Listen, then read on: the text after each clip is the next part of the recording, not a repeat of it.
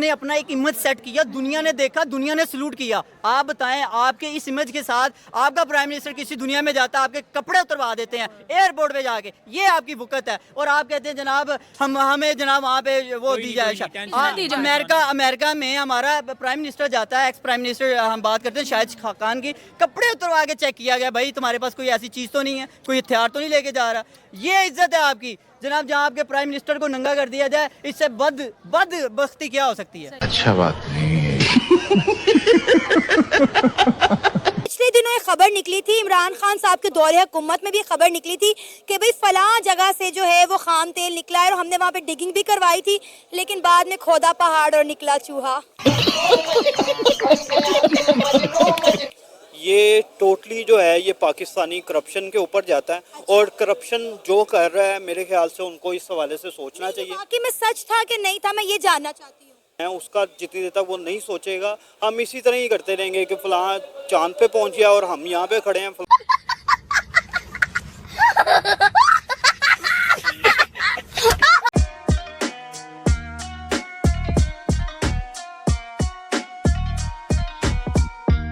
आज का टॉपिक बहुत ही ज़्यादा इंटरेस्टिंग होने वाला है। जिस तरह से हम मोदी जी के दौरे की बात करें, उन्होंने कुवैत का दौरा किया और जिस तरह से उनको अवार्ड से नवाजा गया, हर तरफ इसी के चर्चे हैं। लेकिन आज इंडिया ने एक और बहुत बड़ा रिकॉर्ड जी कायम कर लिया जी। अगर हम रेमिटेंसेस की बात करें तो इंडिया ने 20 से 24 तक जो उनकी रेमिटेंसेस थी वो 129 बिलियन डॉलर्स की है जी। और ये इंडियन वर्कर ने जो बाहर की कंट्रीज में काम करते हैं अपने इंडिया में भेजी है। तो ये वर्ल्ड बैंक की रिपोर्ट है और पूरी दुनिया इस पर हैरान है कि भाई इंडिया ने इतना, कहते हैं ना, इतनी जल्दी इतना बड़ा रिकॉर्ड कैसे कायम कर दिया है।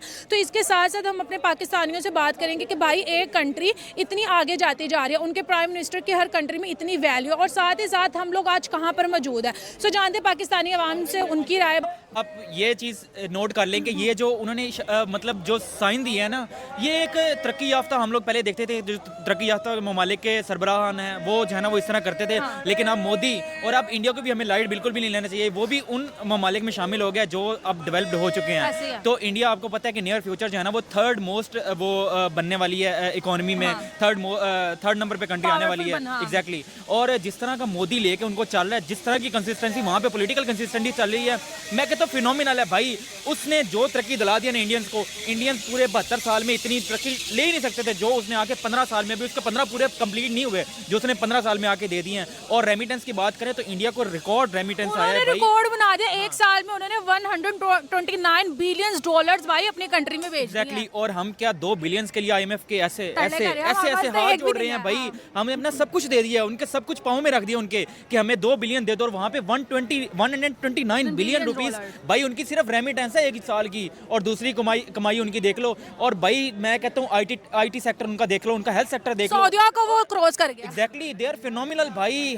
हर वे में उनको देखे तो दे आर कंप्लीटली फिनोमिनल। और उनकी जितनी तारीफ की जाए उतनी कम है। उनकी जो एडमिनिस्ट्रेशन है, जो वो खुद जिस तरह का काम करता है भाई, नो डाउट वो पाकिस्तान के लिए वो साबित नहीं हो। उनके रिलेशन अगर देखा जाए हमसायों के साथ तो वो अच्छे नहीं है, बल ये मैटर नहीं करते। मैटर ये चीज़ करती है कि अपनी आवाम को क्या दे रहे हो, और वो अपनी आवाम के लिए बेहतरीन से बेहतरीन कर रहे हैं। तो ये चीज़ मैटर करती होती है। और जिस तरह का वो आपने देखा कि चाइना जो है ना वो अब वो उसके साथ हाँ टेबल पे बैठ के जो है ना वो सामने बात कर रहा है, बजाय इसके कि पहले वो उसको आंखें दिखाता था। हम हमेशा से यूरोपियन ममालिक में देखते आए हैं कि यार वो अपने लोगों के साथ इस तरह से घुल मिल के रहते हैं। और फर्स्ट टाइम ऐसे हमें देखने को मिल रहा है कि भाई हमारा neighbour country India, Narendra Modi की बात कर रहा हूँ, कि जिस तरह से उस बंदे ने अपने मुल्क को एक उठाया। आप देखें कि उसने अपने 15 साल का भी टेन्योर मुकम्मल नहीं हुआ, और जैसे वो 15 साल का टेन्योर मुकम्मल करेगा, यकीन करें वो दुनिया की तीसरी बड़ी इकोनॉमी बन चुकी होगी, क्योंकि वो ऑलरेडी तीसरी की दौड़ में लग चुका है। और इसके साथ में ये भी ऐड करना चाहूंगी कि सिर्फ उनका वेलकम इतना अच्छा नहीं किया गया, उनको एक बहुत बड़े अवार्ड से भी नवाजा गया।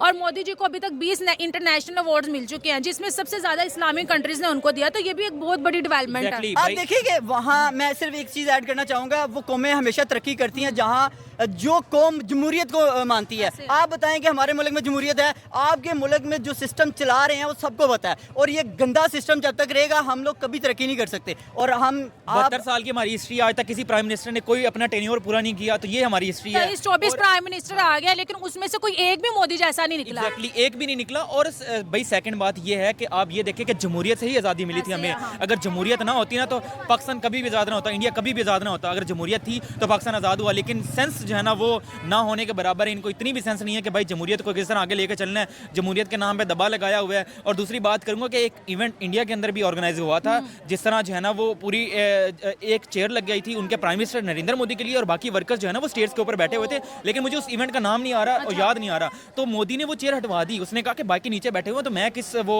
कोई अलग लेवल का इंसान नहीं हूँ, मैं भी वही सेम ही हूँ, जैसा ही हूँ। हाँ, अगर मैं इंडिया के प्राइम मिनिस्टर की बात करूँ तो उनकी जितनी तारीफ की जाए कम है, ठीक हो गई। ये जस्ट हम नहीं कर रहे, पाकिस्तान में इंटरनेशनल लेवल पर उनको सराहा जाता है। और साथ ही साथ एक चीज़ ये भी देखने में आई है कि जिस तरह से उन्होंने कुवैत का दौरा किया तो वहाँ पे इंडियन कल्चर को बहुत ज़्यादा प्रमोट किया गया। साथ ही साथ उन्होंने काफ़ी डील भी किया, जिस तरह से डिफेंस की डील होगी, जिस तरह से उन्होंने कहा कि हम लोग मिलिट्री पावर्स में बड़े बड़े प्रोजेक्ट भी, और सबसे अहम चीज़ कि कुवैत में इंडिया की मेडिसिन मतलब कि उनको मिलेंगी, इंडिया फूड्स मिलेगा। दुनिया में जा रही है। आप देखिए पाकिस्तान में कोई मर रहा हो ना तो सबसे पहले ज्यादा रिकमेंड किया जाता है भाई आप इंडियन मेडिसिन यूज करें, ये दुनिया की नंबर 1 और क्वालिटी में नंबर 1 मेडिसिन और सबसे सस्ती भी है। आप बताएं कि हमारी यहाँ मेडिसिन की कोई वुकत नहीं है और महंगी इतनी महंगी है कि जनाब क्या हमारे यहाँ बनती नहीं है यार, कोई बनाने वाले नहीं है, कोई इतना इस काबिल ही नहीं है जो कि बनाए। और इंडिया के हेल्थ सेक्टर में जो है ना वो इंडिया टॉप क्लास है, आईटी सेक्टर में टॉप क्लास है, मैन्युफैक्चरिंग में अगर आप इनकी गाड़ियां देख लें सस्ती, दुनिया के तीसरे नंबर पे आता है ऑटोमोबाइल इंडस्ट्री में। 2 व्हील की बात करें पहले नंबर पे आता है। और यानी कि आप किसी भी सेक्टर को उठा लें, आप आईटी सेक्टर को उठा लें, एजुकेशन को उठा लें, आपका तो उनके साथ किसी जगह मुकाबला ही नहीं बनता।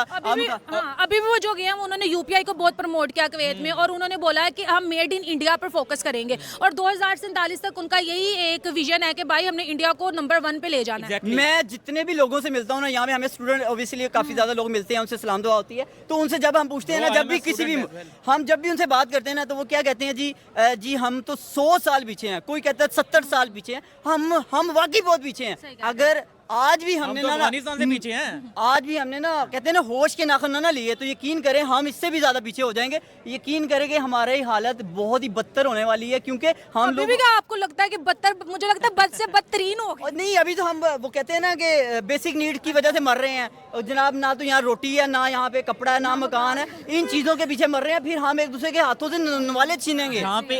यहाँ पे हमारा लेवल ये लगा ले कि हम लोग नारे क्या देते हैं लोगों को, रोटी कपड़ा और मकान, ये लेवल है। जिस कौम का ये लेवल हो ना, जो कौम इस बुनियाद के ऊपर वोट देना, तो ऐसी कौम कहाँ पे तरक्की करेगी भाई। कोई नारा दो उनको यार, कोई तरक्की करने का नारा दो, कोई पढ़ाई का नारा दो, कोई आईटी सेक्टर को बनाओ। दुनिया जो है ना, एक मिनट, दुनिया जो है ना वो चांद पे पहुंच गई। हमारे यहाँ नेट का क्या मसला है आप देखो होगा, इतना स्लो, हमारे यहाँ तो गटर में फेंक दिया गया नेट, और वहाँ पे देखो दुनिया जो है ना वो इस टाइम चांद पे पहुंची हुई है। हर बंदा ये इन्होंने बताया, पढ़ी लिखी नौजवान को बताया कि ये हम आपको इस तरह से रोलते हैं। यकीन करें कि पढ़े लिखे लोगों को ये नौकरी तो दे नहीं सकते थे।